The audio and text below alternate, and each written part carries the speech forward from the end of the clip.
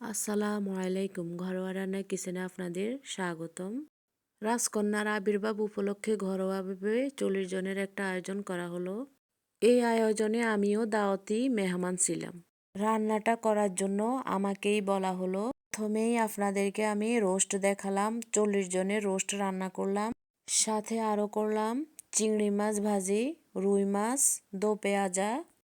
এই রান্নাগুলো আমি করলাম, বাকিগুলো কিন্তু অন্যরা করেছে। সাথে আরও হলো ডিমের পরে এই যে সবজি, মাটির চুলার রান্না, তাই রান্নাগুলো কিন্তু অনেক সুন্দর হয়েছে। মাটির চুলার রান্নার উপরে কোনো রান্নাই হয় না। তারপরে আরও রান্না হলো গরু মাংস।